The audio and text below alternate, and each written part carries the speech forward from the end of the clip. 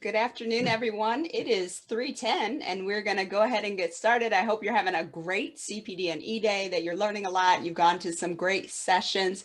My name is Deborah Bowles, and I'm going to be a moderator for the session today as we have a panel discussion about OERs and the development of them. So I'm very excited to have some faculty members with us that have created and developed some OERs. And I'm going to start it off by letting Michael Smith, who is the co-chair of the OER Steering Committee, share some comments. So Michael?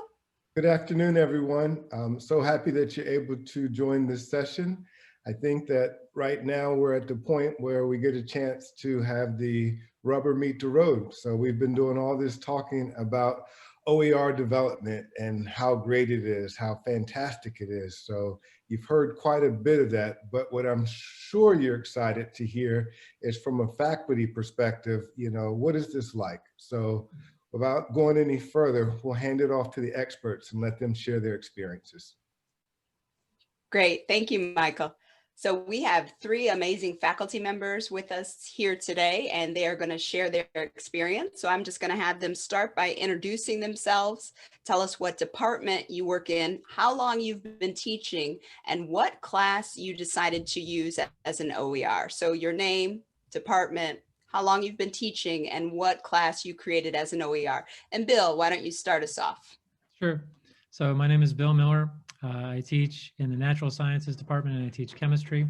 And I've been teaching here at PGCC since January, so not that long. But before that, I was at Sacramento City College for almost exactly 20 years. I have OER for both of my Chem 1010 and my Chem 2000 classes. Awesome, thank you. Nadine. Hello, everyone. I'm Nadine Hauser-Arshield, and Bill and I both work in natural sciences, and we both teach chemistry. And let's see, I'm supposed to say now which OER, sorry. I have OERs for each of my classes, and each of my classes are also Z classes. Awesome. And how long have you been teaching, Nadine? At Prince George's Community College, I'm going into my 20th year. And prior to that, like Bill, I taught at Sacramento City College for a while. I taught at American River College for 1 year full-time, and then a couple of years as an adjunct, and at Alabama State University in Montgomery, Alabama for 3 years. Awesome. Thank you. And Nicole. Hi, yes, this is Nicole Clark. I actually teach in the Wellness, Culinary Arts, and Hospitality. Primarily to the hospitality and culinary students. Prince George's Community College is my only location to teach, unlike Nadine and Will there. But I've been at Prince George's now for about 8 years, starting as an adjunct instructor and now as a full-time faculty member on the team. So OERs, I've actually set up and teaching HSM 1580, which is actually using technology in hospitality. Awesome. Thank you all for being here. And you can tell the faculty is already excited and interested about the OER, the development, and what you've done. Michael, I'm going to ask that you just sort of monitor the chat. And if there are any questions that you want to pose, just throw them in.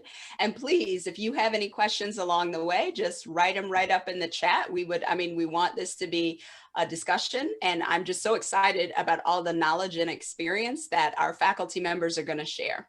So let's just start off with talking about, why did you decide to implement an OER? Why did you decide to implement an OER? Bill, start us off. Sure. So the first thing is cost of textbooks. And I'd been looking for a while at doing a textbook online through LibreTexts. And at some point the materials, and this may be answering another question, but the materials got good enough for me to make the jump, is what happened. So, but that's cost. Access is also, and cost is an access issue as well. So I guess that's the biggest reason. Sure. Nadine, why did you decide to implement an OER? Cost was one factor, especially for organic. 1 year, our book got up to $350, and I just said, no, enough. The other is flexibility and the ability to organize the course material the way I want to organize it and not having to flip-flop every time we change textbooks. And so students get confused when you have having them go to chapter 4 before they do chapter 1 or that kind of thing. And so this way you put the chapters the way you want them, and then also you can put the emphasis where you want it, and you can back it up with the exercises as well. Awesome. Have you done that, Nadine, with some Yes. materials? And okay, Yes. so Well, how easy was that for you, or difficult? I don't want to put words in your mouth. Time consuming, but not really a difficult thing to do, just time consuming. And so for many people, the OER is a textbook, an online textbook, but for me, it's a little bit different. And I'll talk about that a little later on then. Okay, sure. Whenever you feel right, jump in. That's okay. Oh. I don't want to miss it. Now you're making me think about what you're going to say. But Nicole, why did you decide to implement an OER? I did. I can. You know, cost and flexibility were definitely up on the top of the list, but I really wanted to do it for the students. I really felt like it was something fun and exciting, a different approach than the textbooks. You know, the hospitality industry is forever evolving, so the textbook was sometimes a little outdated, which didn't seem to motivate the students as much as it relates to learning the information. So I really did it for the students as another approach to keep them motivated and excited about learning something new. So let's go there for a little bit. And I'm going to stay with you, Nicole. So have you Okay. seen a difference in student engagement using an OER? Yes, I have. One, because it's current. We are in the hospitality course that I'm using the OERs with. One, we're using the library scale 1, so we get you know, up to date articles and journals that are related. So they're able to connect it to what they're seeing in the workplace. Many of the students are working in the industry, so you know, I think that the current information that we're finding, they're able to more, especially many of them are working in the industry now. So so it's actually had a really real positive response. We also work a great deal with Microsoft, so their website themselves was a great resource, and students even were excited just to recognize that there were free resources out there to help them, not only the ones that I connected as in our Blackboard site, but also that they were able to find on their own, just searching the World Wide Web. Great. That's awesome. Nadine, for you, what does student engagement look like with using an OER? I use a lot of freewares that are available online. And so, for example, if to purchase a molecular drawing software, ChemDraw would be, I guess, top of the line. That's I think $2,000. It's, you know, very expensive. But ACD Labs has a program called ChemSketch, as powerful as ChemDraw, and it's perfectly free. One of our colleagues, Barbara Gage, she's retired now. She's the one who discovered it quite a few years back, and it really changed what I could do in my class. So having organic students use that ChemSketch to draw molecules in many different forms and to name molecules. They develop their own rules for nomenclature, so they construct their own knowledge using that freeware. And it's just, you're not just you know, spitting out content to them. They're able to construct their own knowledge, and that's a much better way to do it. And use several other softwares. For the Mac user, there's Marvin Sketch, and I'm in a partnership with Dr. Osvaldo Gutierrez at University of Maryland, College Park, and he taught me computational chemistry. And so he introduced me to a freeware called Avogadro. And so I use that with my students now. I teach them computational chemistry using this freeware, and it really adds on, they construct their own knowledge. They collect data, or they do activities, generate data, then they manipulate the data, then they come up with their own rules. And the internalization of the information, it just sticks better that way. Now, are these freewares connected to Blackboard? I give them the links, Okay. and they can go at it that way. And then also, I don't know if you would consider it OER, but the college buys their paywares that the college provides for us. And from the sense that the students, it's free to the students. There are lots of softwares that I also use through the college, like ChemDoodle, to teach spectroscopy, which is a really a daunting subject to teach. And with this software, I can teach now in about a fifth of the time what used to take many weeks to teach. So it's great. Wonderful, thanks. And Mhm. Bill, as far as student engagement and the OER, have you seen a difference? You know, so the short answer is no, but I should say that my class, and one of the reasons I went with an OER textbook was that my class is sort of self-contained anyway. So the textbook would change. Well, it's because of the way I have lecture outlines, I have my own homeworks, I have my own online homework, and that's really another OER that I created. So, I mean, as far as to get back to one of the questions, as far as time for creating an OER, I mean, my OER is a textbook map of a textbook that already existed. And so it took no time. And what happened was the textbook map got good enough that it was essentially the textbook. So why not switch? But then I do an online homework within Blackboard now that took a long time to create, but once it's created, I'll be able to use it from semester to semester because I created my own pools of questions. So, and I think engagement has always, been pretty high in my class. So, but no, there's not much, and it just formally allowed the students to not worry about buying the textbook. I mean, even when I required a textbook, I required any of the most recent 3 editions. So try and be as flexible as possible. Sure, great. Nadine, we're getting a question about payware.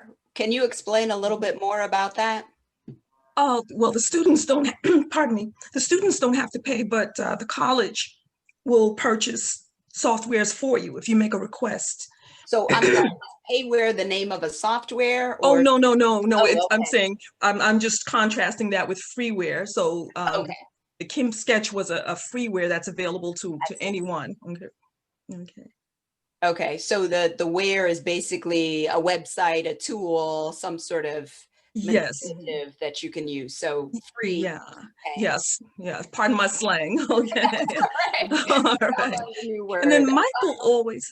Michael Smith always says that when you start out using the OER, the playing field is level. You know, every student has all of the course materials on the first day of class, and that is very, very, it makes things very different. You don't have people 2-3 weeks behind because they're just now getting the textbook. So I'm stealing his words, but I wholeheartedly agree with him on that one. Mhm. Yeah, that's another advantage for students.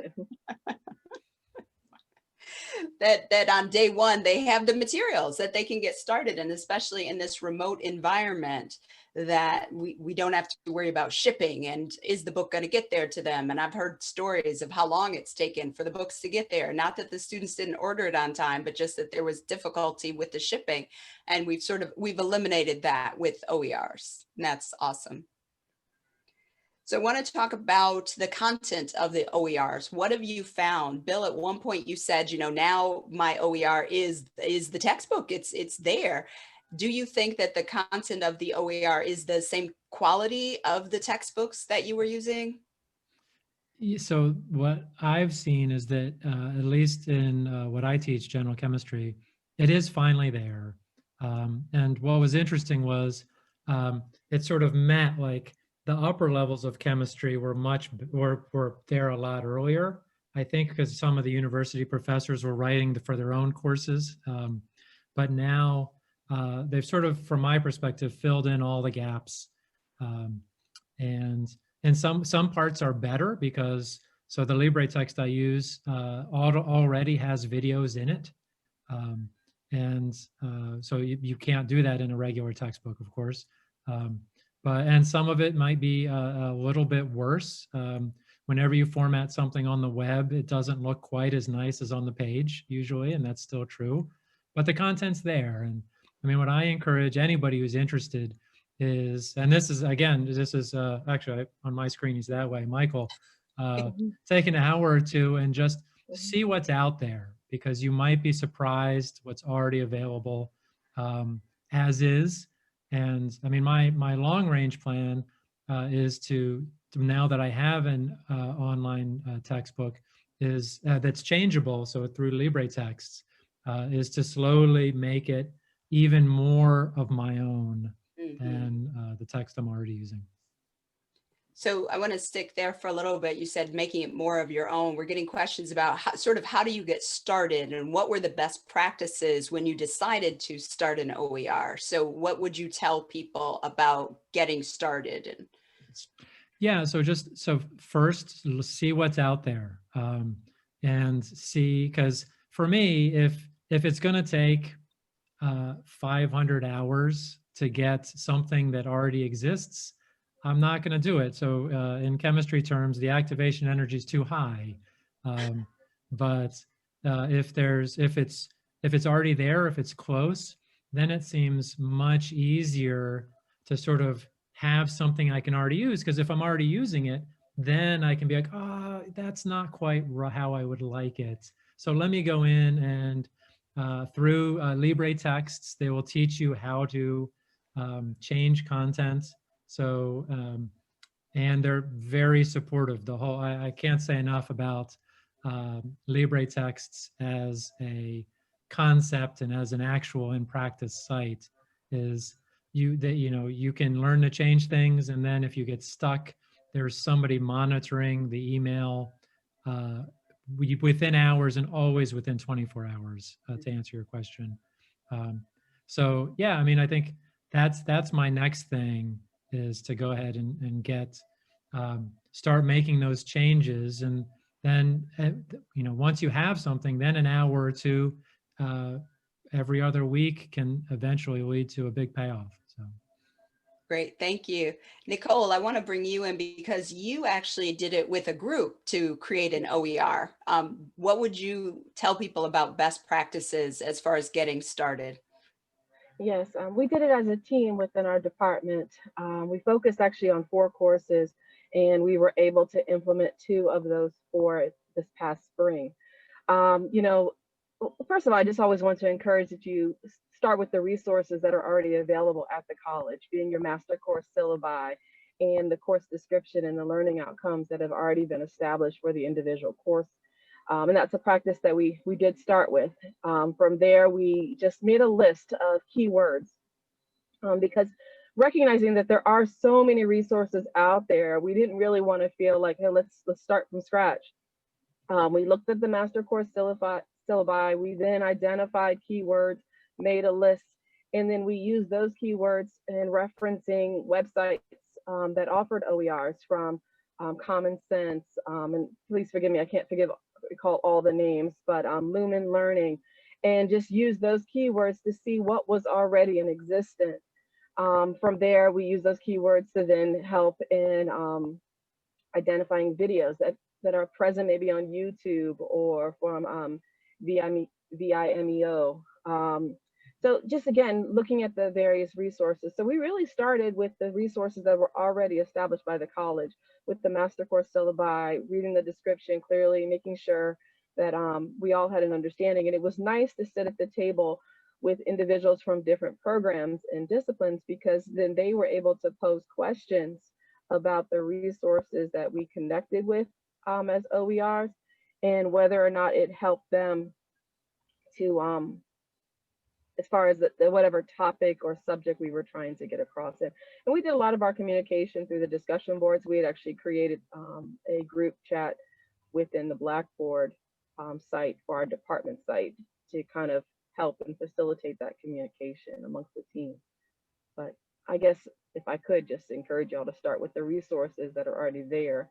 And then, again, then you can look and see using the various OER resources with keywords to connect you to the right one. Sure. So we have a question in the chat about copyright. So how did you deal with copyright issues, especially concerning literature? And I know we don't have anybody on here that is a literature facilitator or faculty member, but do you have any suggestions or ideas about the copyright issue? And this to anyone. Go ahead, Nicole. You look like you were gonna. Well, yeah, I was gonna say, well, we cited everything. The Blackboard site is essentially where we posted things for our students, and we use the APA style as far as citing. So we didn't take anything material as our own per se. So that was the practice, and then we also used our librarian as a cross-reference to the materials that we were putting on the site.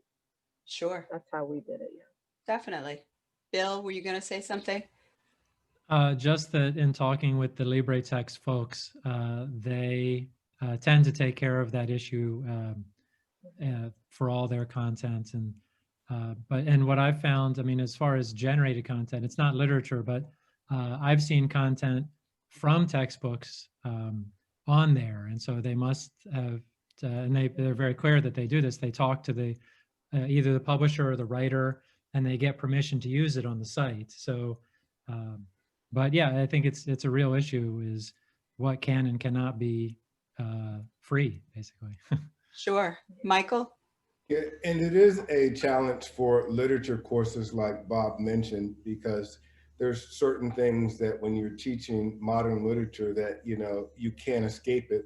And I actually posed the question to the folks at LibreText, and it said that, you know, in that case, from an OER point of view, there's no way of getting around it. But sometimes institutions like Nadine mentioned will form relationships where you can have something where the institution will pay money and it can be made available for students as well.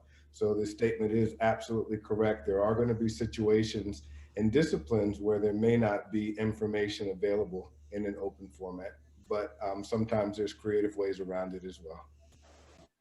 Sure, thank you. And I don't want us to create this rosy color picture of OER. I mean, it is the reality of education. It's the reality of teaching. Their pros, their cons, their challenges, their obviously successes as well. And so I would like to, what have been some of the challenges in implementing an OER? Nadine, I saw your mic come off. I don't know if you were going to answer that one or answer another one.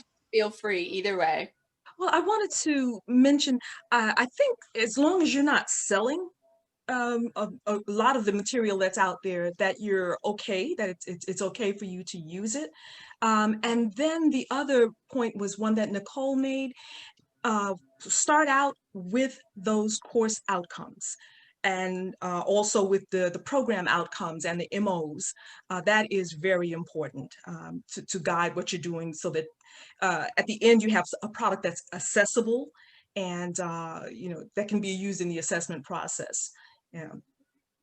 And that just made me think of something. Then I'm going to come back to you, Nadine, for the challenges, but the support that our librarians can give as well, because some of them are Creative Commons licensing certified, so they can share and help with their knowledge as well. But I'm going to come back to you, Nadine. Any challenges you've had in implementing an OER or creating the OER? Time, you know, that was the big factor. And I could say that I honestly had about a couple of years there where I was just in it, you know, just a constant putting together materials and that kind of thing. And now I'm just in maintenance. Mm-hmm. And that's the initial investment was so much worth it.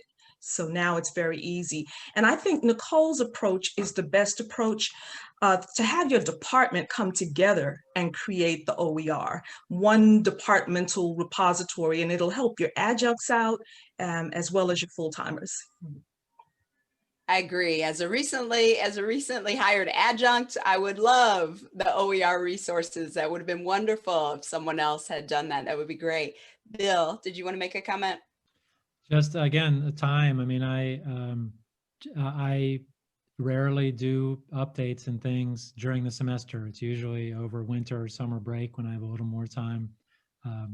And I think, you know, especially when you're creating stuff, you just need a big chunk of time to make a dent in it, you know, and I look forward to being in maintenance mode. Sure. But it's a little ways away, but it's, you know, I don't know, it's the whole move to online has definitely slowed me down in some ways, and then spurred me on to do like the whole Blackboard online homework thing. So just that it just got to a point where it had to happen. So I don't know. But time is definitely the issue. So now you took time creating other courses as well and even if they weren't OER. So do you think the time to create an OER versus the time preparing for a regular course with a textbook, do you think it was comparable, or do you think you spent more time trying to create the OER? Yeah, no. So, I mean, for my OER textbook, it was basically a textbook map, which was already existing. So no, it didn't, that part didn't take any time. The big thing that took time was when I looked around at, so a lot of textbooks in chemistry have add-ons for online homework, self-grading online homework. And so that's a big perk from an instructor point of view. But that's, if you have an OER, then you don't have that. So that's why, and you know, creating that took a lot of time. But at the end of the semester, though, I'm hopeful that that will be in maintenance phase. So Sure. And it's free, which the students, I mean, the students, they're putting a lot into the class, and they really appreciate, especially some of the online homework systems are not that good, and they're $50, $60, $70 per student. I mean, it's just personally hard to justify having students buy it. So, Sure. Nicole, did you want to share anything about challenges? Actually, the biggest challenge was convincing the students they didn't have a textbook that they had to purchase. They would come into class and they were like, "What do you mean we don't have a text? You don't have a textbook? I have it all here for you." That was the biggest challenge. But when we implemented the OER for HSM 1580, like I spent the time along with the team in setting up the particular course, but it was actually taught by an adjunct first. I'm now teaching and using the services, using the resources for the fall. But speaking with the adjunct who was able to pick up the resources and teach the course, she found it very helpful, really easy to work with. She herself, at first, the students were like, you know, what do you mean? There's no textbook. And so I guess she said that in the beginning, it almost felt like because the students didn't have a textbook, they weren't using the resources. Like they felt like, okay, well, if there's no textbook, I don't have to do anything. But after, you know, then she quizzed them in class, and then they recognized that, oh, I need to use these resources. So so that was a way of just kind of correcting that. And again, I found that majority of the students find it very helpful. I like it because, which I don't think to be a challenge, is that I can update it. So if after reading the article, I don't find that it relates to today, I can then change it, and I have done that. But I don't feel like the time that I'm putting forth is any different than the time I would put forth if I was working with a textbook. So there was a question in the chat, and Bill, you sort of answered it, but I want to just bring it before everybody. The person asked, or Karen asked, is there a place where you can create online assignments that are self-grading and connect it to Blackboard? You can set it up in Blackboard. yeah, no, that was part of my answer and that's the time consuming part, of course. But I meant more outside of Blackboard, because I already have that. I kind of want to see if there's anything else. What I saw during the LibreFest is that they are developing their homework manager. Right now, I'm not sure if the data is able to be stored, and I know that it's not linked directly to Blackboard, but I know that they're continuing to make improvements. But I can follow up on that if no one on the panel knows, and get back in touch with you about that. I know that there's also Respondus, which I used to use many years ago, but it was very buggy back then. Since then, they fixed it. And so Yuta Anriani told me that, you know, Respondus is pretty reliable now. But I find it's just a lot easier to just put the questions right there into Blackboard. But I also, like Bill, have my own homework repository and complete with answer keys. Yeah, because any textbook question in chemistry, at least, is already out there on the web. So that's it's hard to, and word for word, I mean, you can copy and paste it, especially now that we're all online, from a PDF into Google and the answer pops up. So that's why, that's another reason to do my own homework. There's no way they can possibly, there's like, nobody has the questions. So I'm sure some of mine will get in too, but something to think about. So I want to go back to something that Nicole sort of mentioned, and I want to talk about the reaction of the students. She said in the beginning, you know, the students were just sort of in disbelief, like, what do you mean we don't have a textbook? But after that, what other reactions have you had from students about implementing an OER? Nadine, can you start us off? Oh, I'm sorry. Okay, I thought you were pointing to Nicole Actually, specifically. she was up and then, sorry. Well, go ahead, Nicole. Go ahead. I mean, again, I just say they've been positive. I've actually been able to incorporate the resources even into lecture. So I've partnered with Blackboard, so everything is there. So we open up, we go right into Blackboard. I've broken it into modules. So we, you know, each week, module 1, module 2, or 2-week modules. And they seem to enjoy it because it even, again, just as Bill and Nadine had mentioned, is that you can customize it and prioritize it based on any given week or a topic. So it's been well received. It's been well received. Okay.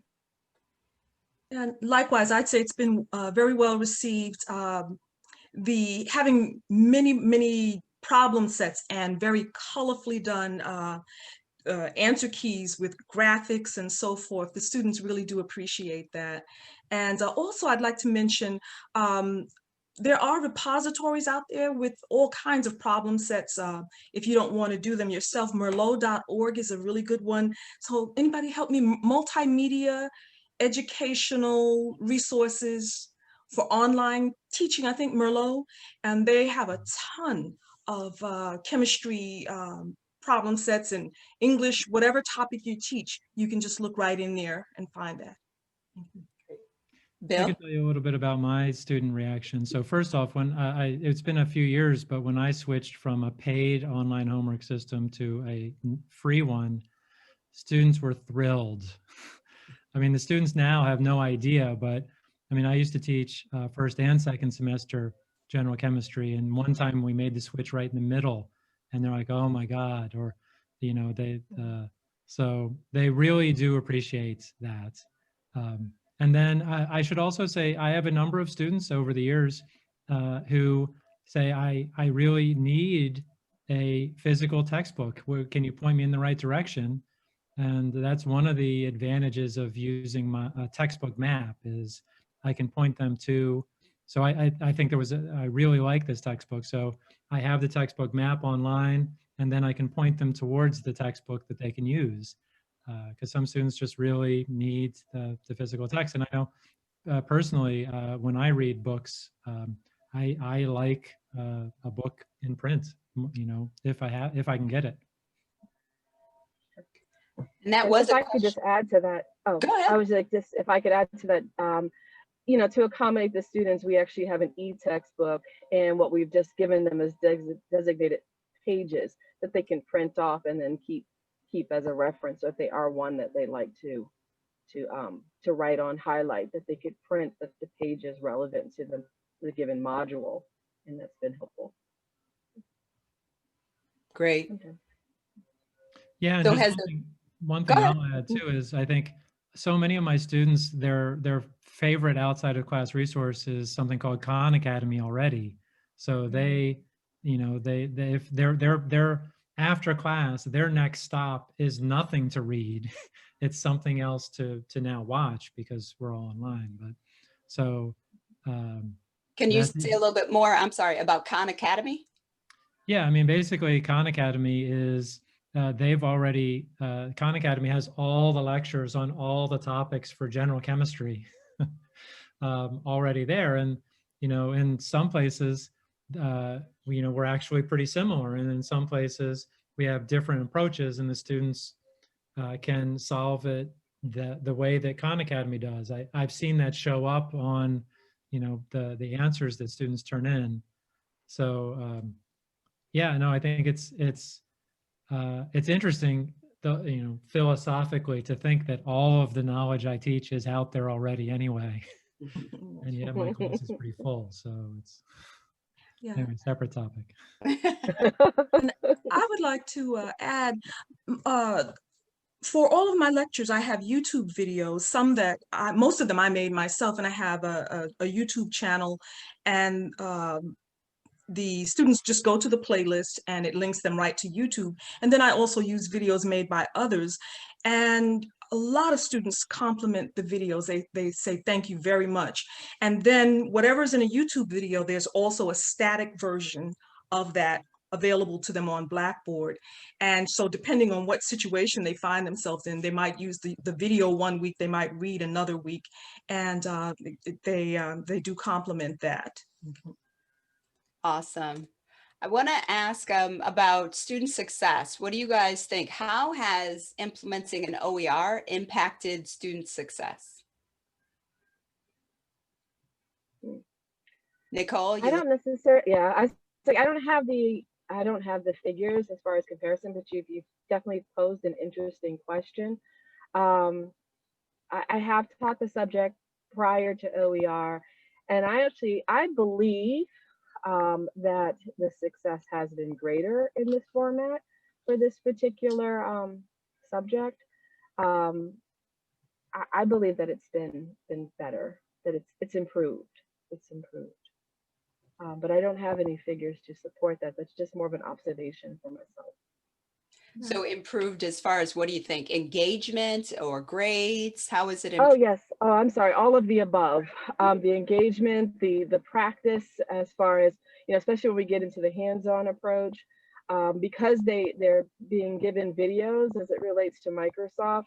Because it's not that I'm a trainer in the use of Microsoft. I'm offering them insights of how to use Microsoft in the hospitality industry. So a lot of the basic principles I need them to somewhat know already. And then I'm taking those techniques and how they can be used in customizing proposals, menus, reports, whether it relates to profit analysis or budget restraints, things like that. So I'm hoping that they're already familiar with the subject. So the fact that I have the OER, it's giving them that tool hands-on, easy to grab.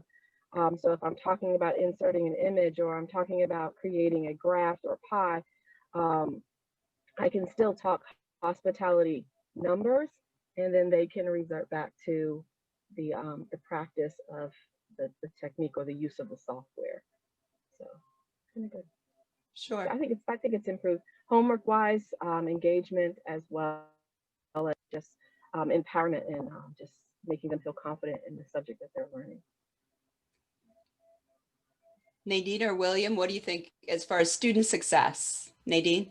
It's been about 5 years since I last quantitated, took some data, but back then the students definitely, there was a 90%,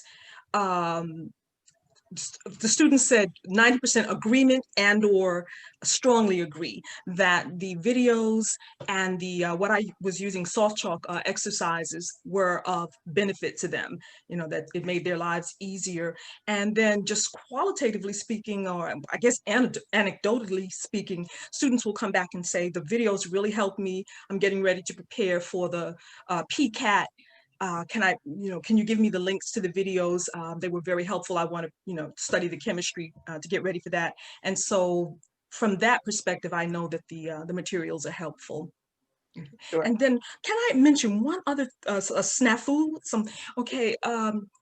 One of the things to be careful about when you're using the softwares that are available online is that sometimes the owners don't maintain them.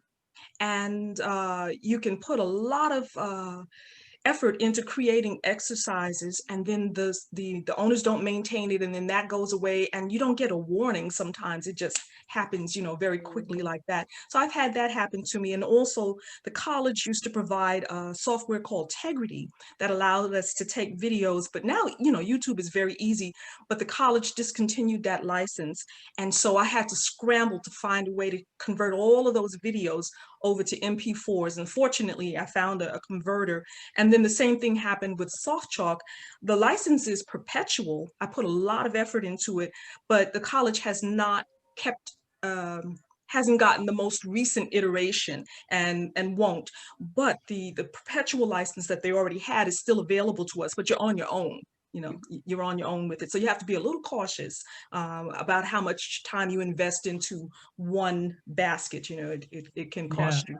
No, so at my previous school, they also switched learning management systems, and I lost a lot of stuff there. So Wow. it's, and then as far as students' success changes, I mean, I guess my only thing is I anecdotally, again, it's about the same. I haven't done any studies.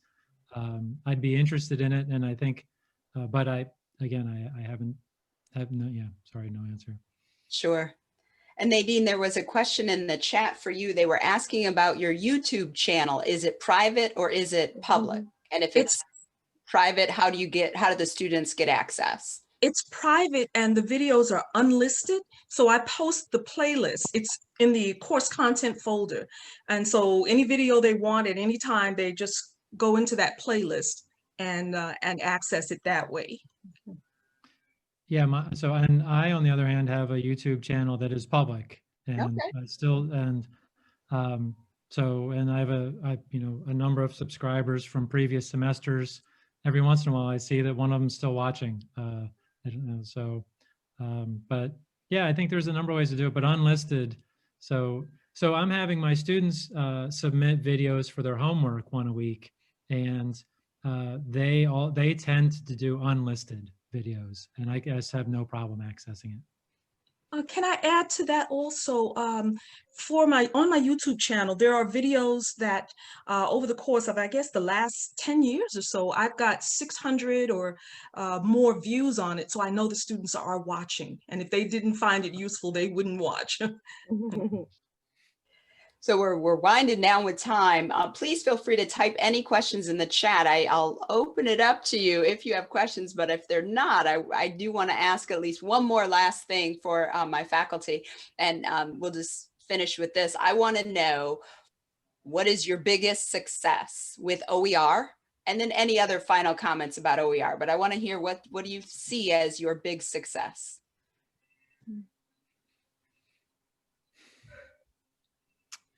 Bill, start us off.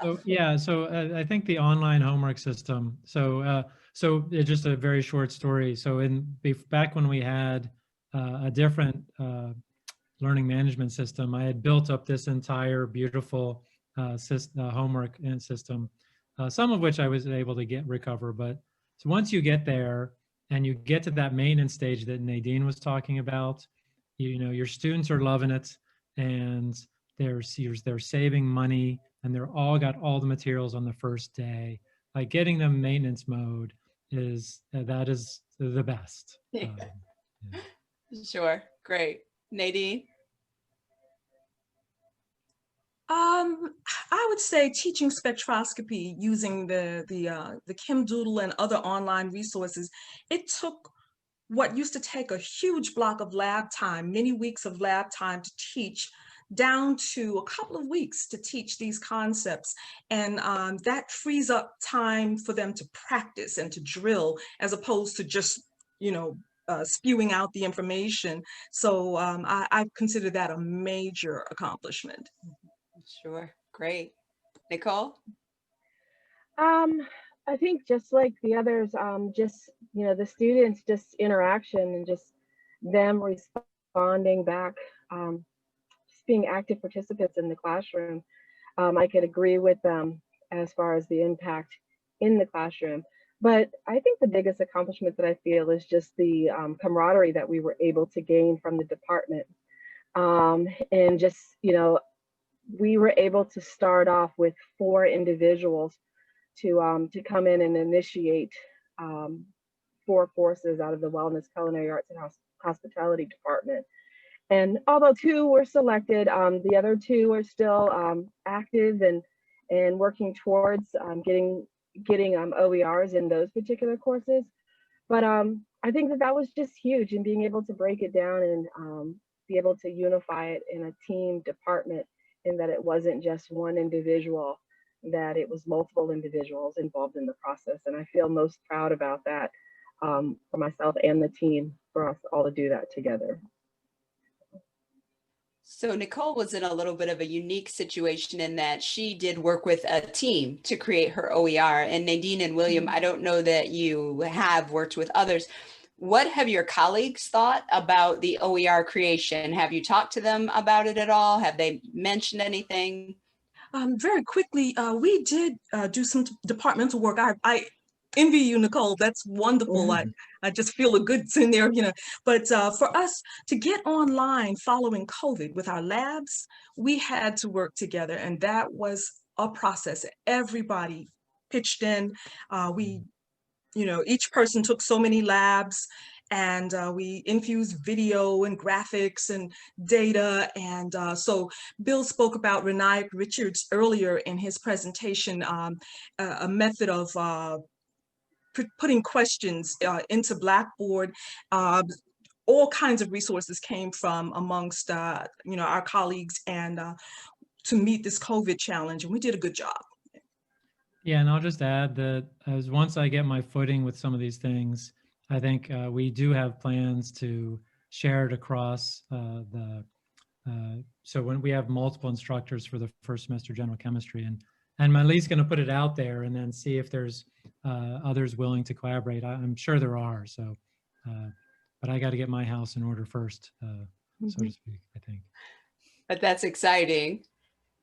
Yeah. So Michael, did you want to make any final comments before we close out?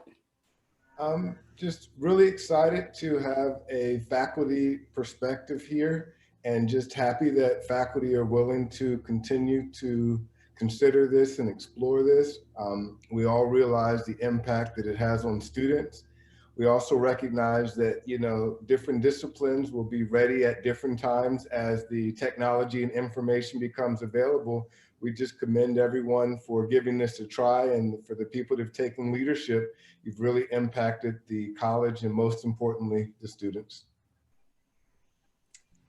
Thank you. And I totally agree. Thank you to those who have created the OERs, those that are looking at creating the OERs, that you're going to make a difference in the lives of the students and for generations to come. It's just exciting. So I hope you've got some answers to some questions. You can always reach out to your department chair, and I'm sure any of our panelists would be willing to answer questions if you wanted to send them an email. But I thank you all for your participation today. That's exciting. And I look forward to getting more information about the OERs that you guys are going to create. So thank you to our panelists. Thank you to everyone for coming. And thank you. And I hope you have a wonderful rest of your day. Great. Thank you, Deb. Thank you, Michael. Thank you, everybody. Thank you. Bye, everybody. Take care. All right. Thank you. Bye-bye. Thank you. It was a pleasure. Thank you.